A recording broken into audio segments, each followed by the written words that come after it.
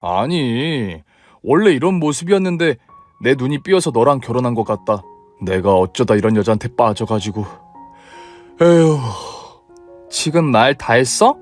나도 당신처럼 팔다리 짧은 어조비 대두랑 사는 게 좋지 않거든? 뭐야? 나 정도면 괜찮지. 키가 조금 작긴 하지만 얼굴은 평균 이상이라고. 당신 얼굴은 한숨이 절로 나오는 얼굴이야. 당신도 못생긴 거 인정하지? 당신 친구들이 그 얼굴로 어떻게 시집 갔느냐고 말하지 않아? 제가 못생긴 데다 임신으로 찐 살 때문에 전보다 더 못나 보이긴 했지만 남편이 이런 식으로 막말을 할 줄은 꿈에도 몰랐어요. 평생 예쁘게 봐줄 줄 알았는데 결혼 한 달 만에 이런 소리를 듣게 되었답니다. 남편과 여러 번 투닥거리며 싸우다 보니 시댁 식구들도 저에게 무시하는 말을 시작했어요. 그동안 저를 보며 참아왔던 말을 적나라하게 쏟아내더군요. 너는 내가 주는 밥이 모자라서 배달까지 시켜 먹냐? 하루에 몇 끼를 먹는 거니? 사람은 생긴 대로 논다더니 불량감자에 돼지가 따로 없네. 네 애가 너를 닮아 나올까봐 무섭다. 형수님, 뒷모습만 보면 바야바 같으세요. 뭔지 알죠? 인간이랑 똑같이 생겼는데 털복숭이인 짐승 있잖아요. 인터넷에 사진 보니까 바야바 떡대랑 얼굴이 형수님이랑 똑같더라고요. 털없는 바야바가 있다면 딱 형수님일 거예요. 어머님 도련님, 지금 저 조롱하시는 거예요? 어떻게 그런 심한 말을 하실 수 있어요? 우리가 없는 얘기한 것도 아닌데 왜 난리니? 그리고 내 아들 석희도 너랑 결혼한 걸 엄청 후회하고 있더라. 네가 임신만 하지 않았더라면 결혼은 절대 하지 않았을 거래. 형이 어쩌다 바야바 형수한테 꽂혔는지 콩깍지가 좀 더 빨리 벗겨졌더라면 좋았을 것을. 그만하세요. 저 진심으로 화나면 무섭습니다, 어머님 도련님. 제가 콧바람을 내쉬며 으르렁거리자 입을 가리고 낄낄 웃으며 피하더군요. 남편은 뭐가 그리 불만인지 퇴근하면 시댁으로 바로 오지 않고 매일 새벽 시간에 취해서 들어왔습니다. 그리곤 혀꼬부라진 말투로 내가 생각해 보니까 당신이랑 나랑은 첫 만남부터가 대형 사고였어. 모태방에 들어가서 내가 말실수를 하는 바람에 이 죄책감으로 당신을 다시 찾아간 것 같더라고. 그 일만 아니었다면 너 같은 바야바랑은 연애하지 않았을 거고 애기도 생기지 않았을 거야. 그런데 이제 와서 신세 한탄을 하면 뭐래? 이미 발목 잡혔는데? 아이고, 내 팔자야. 여자 목도 지질이 없지. 라며 술주정을 하는 겁니다. 아무리 술김이었지만 말을 험악하고 상처가 되게 해서 저는 참지 못하고 남편의 등짝을 여러 번 가격했어요. 그렇게 화를 내보고 말 조심하라고 경고를 해봐도 그이는 집에 와서 제 얼굴 보는 게 지옥 같다며 매일 저를 처참하게 짓밟았네요. 그러니 시댁 식구들은 점점 더 수위가 센 막말을 아낌없이 던지셨습니다. 새아가, 너 어릴 때 사진 있니? 네? 제 유년 사진은 왜요? 왜겠니? 나중에 손녀가 태어나면 대충 어떻게 생겼을지 궁금하니까 그렇지. 넌 어릴 때는 예뻤니? 제 핸드폰에 저장돼 있어요. 보여드릴게요. 핸드폰을 꺼내 저의 4살 때 사진을 시댁 식구들에게 보여주었습니다. 이게 뭐야? 지금 얼굴에 몸집만 작잖아. 4살이면 무조건 예쁠 나이인데 넌 어떻게 지나가 덜 된 크로마뇽인게냐? 손녀딸이 5달 뒤에 태어나는데 기대가 전혀 되지 않아. 어떻게 이럴 수가 있지? 아빠, 나는 어디 가서 조카 생긴다는 말을 아예 안 했어. 세연이랑 똑 닮은 애가 나올 걸 예상해서 비밀로 하고 있다고. 그랬냐?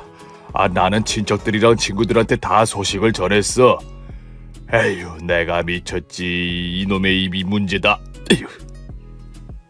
나중에 아빠 손녀 태어나면 직접 보여주지 말고 핸드폰 어플로 찍어서 보여줘. 요즘 사진 어플은 봐야 봐도 미스코리아로 만들어주니까.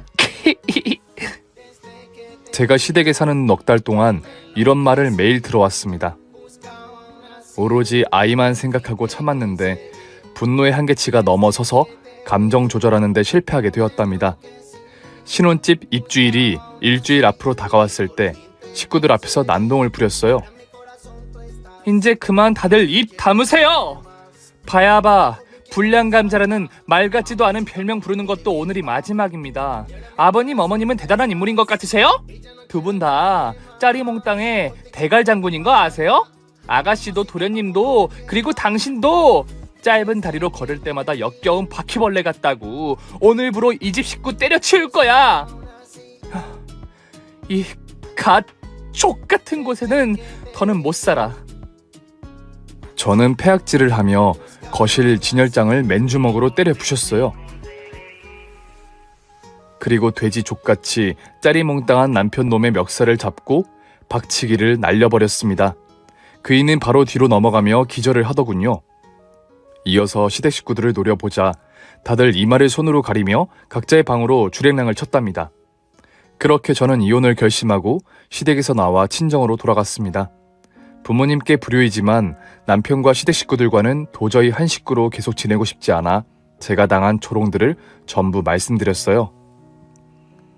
이에 부모님은 그 힘든 시간을 어떻게 견뎠느냐며 이제라도 이혼 결심을 한 걸 아주 잘했다고 말씀해 주셨답니다. 그리고 이혼은 당장 하는 것보다 출산을 하고 끝내는 게 정신건강에 좋을 거라고 하셨어요. 당장은 잘 먹고 잘 자는 것만 신경 쓰는 게 아이를 위한 거라고 덧붙이셨죠. 그래서 절 바야바 짐승으로 여긴 시댁을 머릿속에서 지워버리고 예쁜 모델의 사진이 담긴 잡지를 보며 태교를 했답니다. 그런데 문득 제 외모는 왜 이 모양인가 하는 생각이 들었어요. 처음부터 예쁘게 태어났으면 모욕과 수치심을 느낄 이유가 없었을 텐데 말이죠. 그래서 태어나 처음 아빠한테 크게 화를 냈답니다. 내 인생이 이렇게 꼬인 건 다 아빠 때문이야. 내가 엄마를 닮았더라면 아무런 문제가 없었을 거라고. 난 왜 아빠랑 똑같이 생긴 거야? 아빠가 책임져. 그러자 아빠는 당신 책임이 아니라고 하셨어요.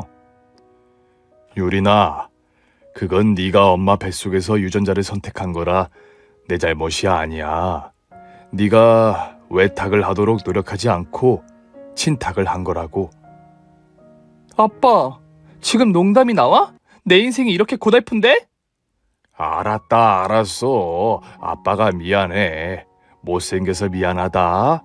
그런데 사람 생김새가 중요하니? 마음이 예뻐야지. 유리나, 예쁜 생각 많이 해라. 잡지만 들여다보지 말고. 나도 그렇게 생각했는데 시댁에서 하도 시달리다 보니까 외모에 신경이 쓰여. 내 딸이 나중에 나와 같은 대우를 받을까봐 걱정이라고.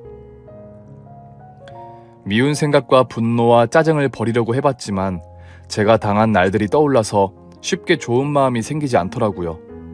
제가 친정에서 지내는 동안 남편과 시댁 식구들은 연락 한 번 하지 않았어요. 꼭 제가 빨리 시댁을 버리고 나가길 기다려왔던 사람들 같았죠. 어쨌든 간에 인간 이하의 대우를 하는 그 인간들과는 영영 보지 않기로 마음먹었어요. 시간이 더 흘러 만삭이 되고 출산일이 임박해지자 부모님과 산부인과에 미리 입원했습니다. 산후조리원 같이 운영하는 곳이어서 딸아이를 낳고 귀찮게 이동할 필요가 없었죠. 그렇게 10달 동안 품은 딸아이는 약간의 진통도 느끼지 않고 순풍 태어났어요. 제발 제 얼굴을 닮지 않기를 바라며 의사 선생님이 안겨준 딸아이 얼굴을 슬며시 봤답니다. 그런데 맙소사, 오 주여 지저스 크라이스트, 제 딸의 얼굴이 글쎄 저와는 딴판이었어요. 친정엄마의 얼굴을 빼다 박은 것처럼 너무너무 예쁘고 아름다웠습니다. 이 같은 감탄은 저만 한 게 아니라 의사와 간호사 그리고 다른 병실에 있는 산모들도 똑같았어요. 신생아실에 있는 제 딸을 보고 네 집 딸이길래 저렇게 사랑스럽고 예쁘냐며 다들 난리였답니다. 그리고 제 출산 소식과 꽃미모 딸아이 소문을 들은 시댁 식구들이 산부인과로 찾아왔어요. 저는 품에 딸을 안고 있었는데 얼굴을 보여주지 않았습니다. 다들 뭐 한다고 여길 오셨어요? 바야바가 딸을 낳았는데 무슨 관심으로 찾아왔냐고요? 세아가, 안사동 카톡 프로필 사진 봤다. 우리 손녀가 얼마나 예쁜지 이미 다 알고 있다고. 우리가 손녀를 한번 안아보면 안 될까? 네, 안 돼요. 손끝 하나라도 가져다 대면 소리 지를 거예요. 그리고 조리원에서 나가면 바로 이혼 소송을 할 생각입니다. 제가 알아보니까 인신공격으로 소송하는 사람들이 꽤 많더라고요. 제가 당했던 걸 모두 법원에서 소리치고 억울하고 화나는 마음을 다 풀 거란 말이에요. 그러니까 당장 꺼지세요.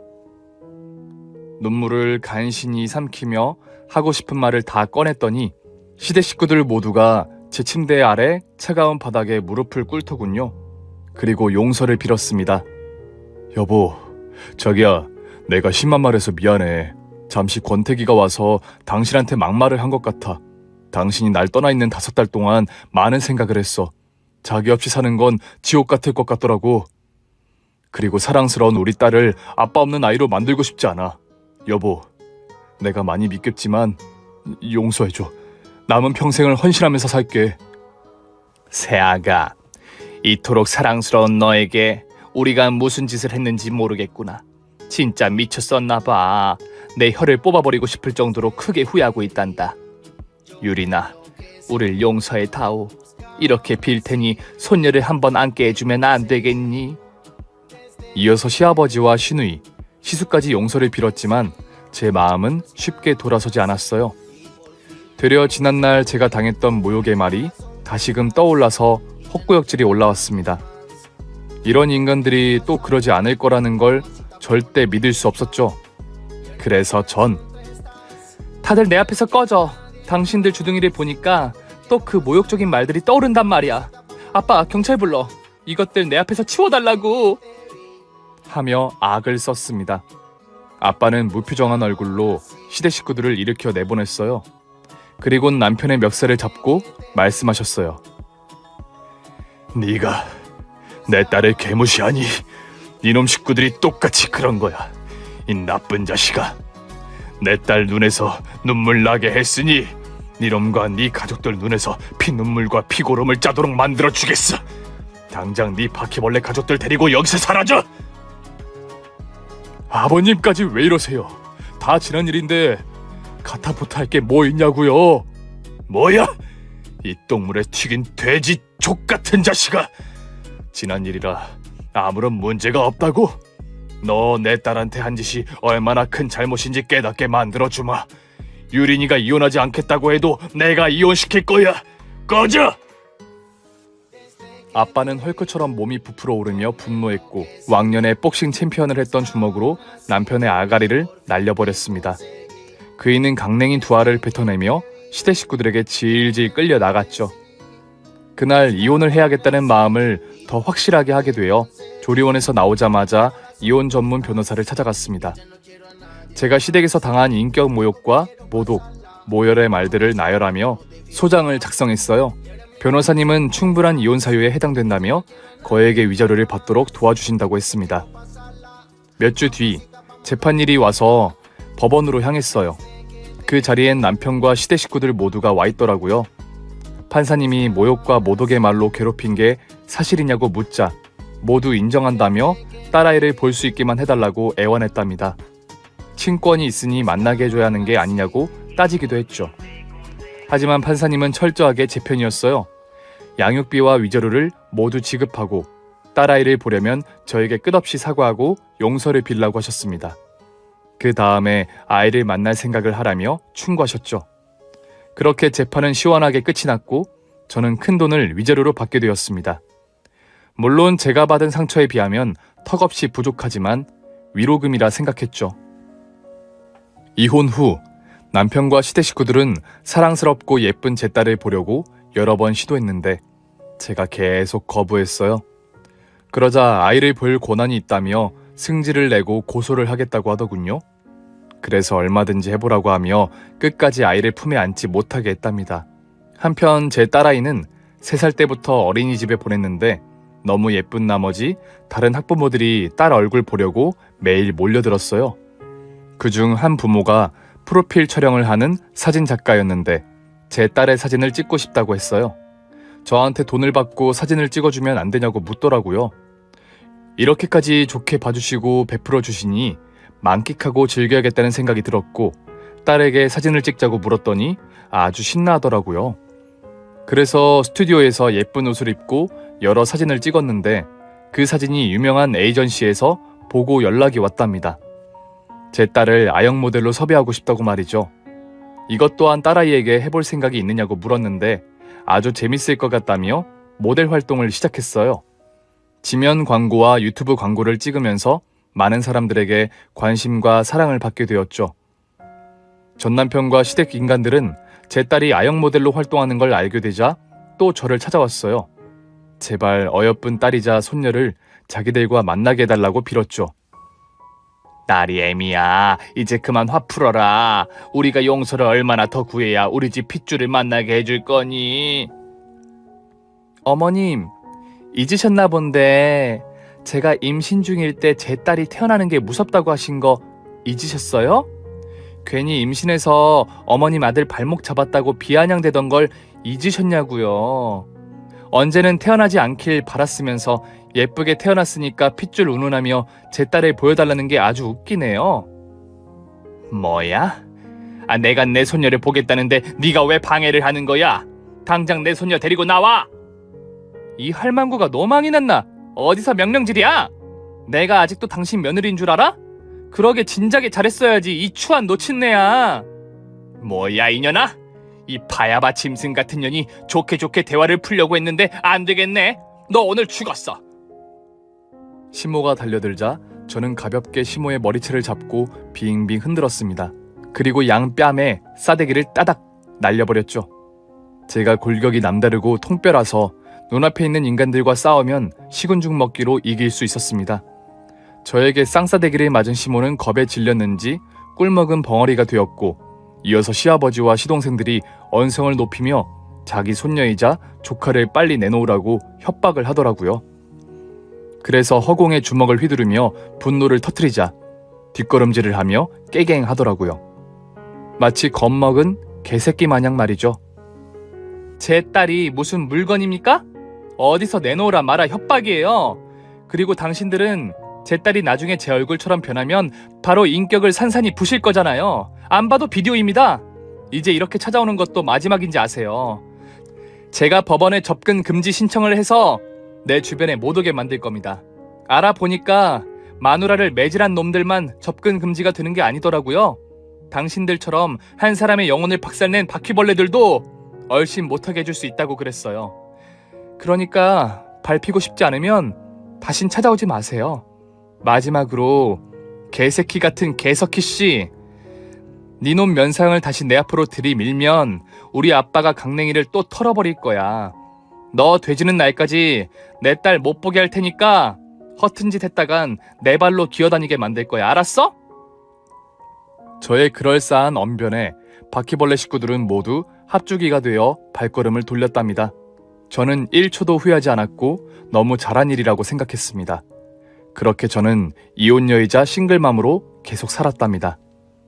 그런데 참 사람 인연이라는 게 신기해요.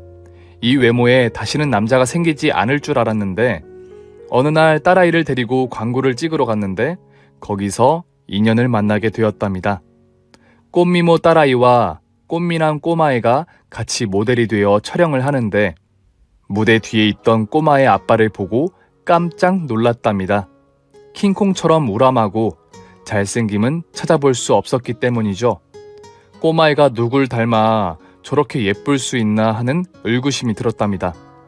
제가 놀란 눈으로 쳐다보자 꼬마의 아빠도 제 딸과 저를 번갈아 보며 보더니 입을 벌리며 놀랐어요. 그리고 저에게 다가와 말을 걸었습니다. 나리 어머님이시죠? 와, 진짜 저랑 비슷한 사람 처음 봐요. 제 아들은 저희 엄마를 닮아서 저렇게 잘생기고 예쁜데 나리는 누굴 닮았나요? 저도 똑같아요. 친정엄마랑 판박이에요. 나 같은 사람을 만난다니 이거 진짜 신기하네요. 아이, 그렇죠. 그런데 전 아들이 태어나자마자 이혼했어요. 처음에는 아들 녀석이 예쁘지 않았거든요. 제가 처가에서 저더러 킹콩, 고릴라, 원신이라면서 인신공격을 심하게 했거든요. 전처도 저랑 결혼한 게 최악의 선택이었다면서 맨날 무시했어요. 한 2년 동안 이를 악물고 참았는데 처가 식구들이 제 아들까지 모욕하더라고요. 그래서 결국 참지 못하고 이혼했습니다. 지금 제 아들이 얼굴이 달라진 걸 보고 다시 잘해보자, 아니면 아들이라도 만나게 해달라고 비는데 절대 허락해주지 않고 있답니다. 어머, 저랑 완전 똑같네요? 제 딸이 태어났을 때부터 예쁘다는 걸 빼면 제 이야기를 듣는 것 같다고요. 나리 어머님도 저 같은 결혼 생활을 하셨군요. 많이 힘드셨을 텐데 잘 버티셨어요. 그리고 이혼 잘하셨어요. 그런 외모지상주의 인간들이 생각보다 많은 것 같아요. 그러게 말이에요. 자기들 생긴 건 생각하지도 않고 말이에요. 전 아직도 옛날에 시집에서 인신공격을 당하며 살았던 걸 생각하면 아직도 소름이 끼친다니까요. 그런 인간들은 상종하지 않는 게 가장 바람직한 방법이에요. 그래도 저나 나리 어머님은 자식을 예쁘게 낳아서 지난 상처를 지울 수 있죠. 맞아요. 세찬 아버님과 저는 공통점이 엄청 많은 것 같아요. 오래된 친구를 만난 기분이라니까요. 그럼 우리 이렇게 만난 것도 인연이고 통하는 것도 많은 것 같은데 아이들 촬영 끝나고 같이 식사라도 하실래요? 제가 쏘겠습니다. 네, 좋아요. 세찬이 아버님이라면 저를 웃게 해줄 남자 같아요. 그렇게 저희는 아이들을 데리고 패밀리 레스토랑으로 가서 한 식구처럼 재밌고 즐거운 시간을 보냈답니다. 그리고 저와 그는 서로가 운명의 짝이라는 걸 느끼게 되어 바로 연애를 시작했고 사귄 지 반년 만에 재혼에 꼴이 나게 되었어요. 따로 결혼식을 올리진 않고 양가 식구들을 모시고 호텔에서 식사를 했어요. 그런데 양가 부모님의 분위기가 똑같아 보였습니다. 미녀와 야수 커플인데다 자식은 야수로 낳았고 손녀 손자는 꽃미모인 것까지 똑같았죠. 그래서 더욱더 많이 친해질 수 있었습니다. 지금의 저는 새로운 시댁에서 예쁨과 사랑을 듬뿍 받고 있어요. 시어머니는 미모만큼이나 마음이 고우셔서 제 딸을 친손녀처럼 아주 많이 사랑해 주시고 있답니다. 제 딸도 할머니 하면서 잘 따르고 있고요. 이렇게 새로운 삶을 살게 되면서 제 인생은 제대로 역전이 되었네요. 만약 전 남편과 전 시댁을 용서하고 다시 살았더라면 어휴, 상상도 하기 싫은 인생을 살고 있었을 겁니다. 한 번의 실패는 있었지만 그 실패 덕분에 좋은 짝과 시부모님, 그리고 사랑스러운 아들까지 생겨서 무척이나 기쁘네요. 그럼 저는 아이들과 놀러 가야겠어요. 들어주셔서 감사드립니다. 안녕히 계세요. 오늘의 사연은 외모로 인한 에피소드가 가득한 사연이었네요. 사연자님이 사람의 내면을 들여다보는 사람을 뒤늦게 만나신 걸 축하드립니다. 그럼 저는 다음 시간에 찾아올 테니 구독과 좋아요를 누르시고 남은 하루를 행복하게 보내시길 바랍니다.